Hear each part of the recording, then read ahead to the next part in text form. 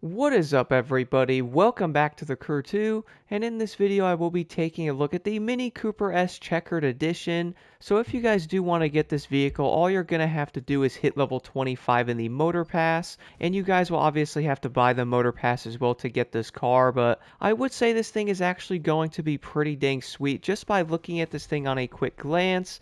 I mean, that body kit looks awesome for one, plus there's going to be a spoiler on the front splitter of this vehicle as well, so I do think a lot of people are going to like this vehicle. Plus, we haven't really seen much with Mini Cooper at all in this game, so the detail on this Mini Cooper is honestly pretty impressive. So we have that small spoiler on the front, plus there's going to be a lot of carbon fiber, and I really do think one of the biggest highlights of this car is probably going to be that fitment of this wide body kit.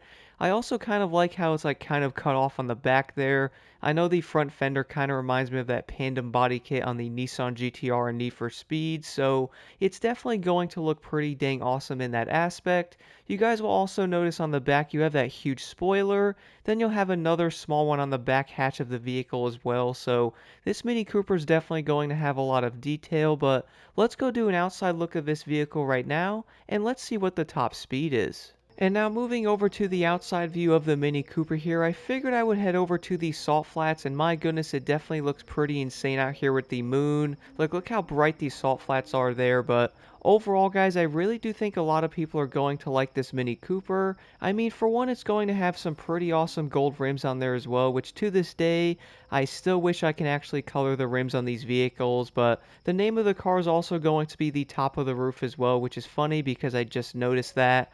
And I did notice the double wings on the back as well, so I would be interested to see how this car would actually do in real life, and how this thing would actually do with downforce and all that, with it having the front spoiler and the two spoilers in the back. But then again, I'm not 100% sure why they put the spoiler on the front of the splitter. Let me know about that in the comments below, by the way, guys, but let's take a listen to this engine.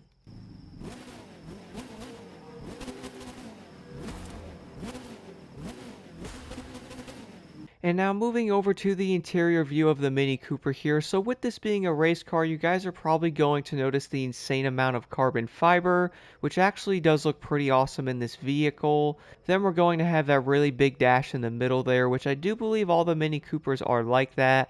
Then in the middle actual dash there, we'll see like an RPM reader, which actually does go up when you guys are driving it, so at least it does show that. But overall, I have to admit the first person view in this vehicle actually looks pretty dang good.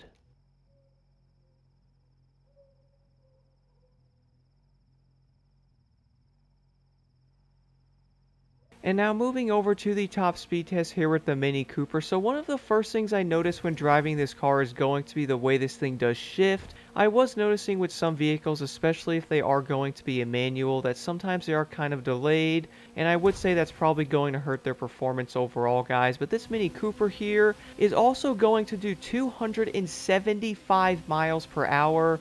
Actually make that 278 now, which is kind of insane. So I will be testing out more of the other touring vehicles, but I actually believe this is going to be one of the fastest touring cars in the game. Most of them tend to do like 260 miles per hour, so that's going to make the Mini Cooper about 15 to like 16 miles per hour faster than most of the other touring vehicles, and some of them it's probably going to be upwards of 20 miles per hour faster, so this Mini Cooper is definitely going to be worth a look. Not only is it going to have a very high top speed, but the handling's also going to be insane. So from the testing I have done, I would actually say the biggest thing about this Mini Cooper is by far going to be that top speed. I honestly was not expecting this vehicle to hit 278 miles per hour. I do believe some of the fastest touring vehicles in the game right now, like the Renault and or the Koenigsegg CCGT, and I guess most of the touring cars for that matter. Now I will be testing them out more in the future, but I do not know of one that actually does 278 miles per hour at the moment. I will be doing top speed tests on many of them in future videos to see what they can do, and also see how they're going to handle now after that handling update, but my goodness, guys, 278 is going to be pretty insane in one of these touring vehicles. Now, I'm sure some people might be like, well, honestly, do you actually need something with that high of a top speed? And I would say to a certain extent you probably don't, especially on the tracks though. But on those longer US Speed Tour events like the ones that were in that older update, I would actually say a higher top speed like that is going to be insanely useful. especially on the events that tend to be a lot longer and stuff like that. So on the bigger straightaways and stuff in different events, you're most likely going to be able to hold a way higher speed on those with a car like this. And not only are you going to have a high top speed, guys, but my goodness, the handling on this Mini Cooper is also going to be pretty dang insane as well. So I was noticing around corners, at least on this race I did do, this was actually the new event in the recent update. I actually noticed this event, the car was doing insanely good around the corners in like 3rd to 4th gear.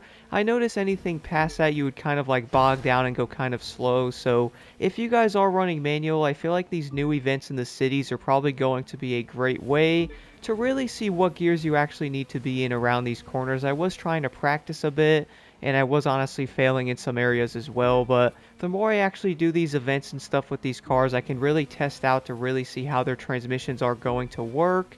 And the Mini Cooper is also going to be a 7-speed as well, which is kind of odd. I notice a lot of the cars tend to be like a 6-speed, but then again, that 7th gear is also going to make a big difference in how you can get the power up in certain turns and stuff like that, and or coming out of them as well. So I would actually say that's going to be pretty dang useful for the most part. And the fact that you actually can do 278 is also going to help in some ways with some of the regular races. The main reason for this is actually going to come down to some of the events having a bigger straightaway and or open area. I would say you could probably make up some time on those with a higher top speed, but of course don't nitrous into a wall. That's obviously not going to be very helpful, but overall, guys, I really do think the Checkered Edition is definitely going to be worth a look. It's not only going to be insanely unique with the way this thing is set up, it's also going to handle insanely well, plus that top speed is also going to make a bit of a difference on some of the races and or those bigger events as well. I really do think this car is actually going to be pretty dang good in the touring car category. But once again, guys, let me know your thoughts on this car in the comments below, and here are the settings I'm currently running on this vehicle.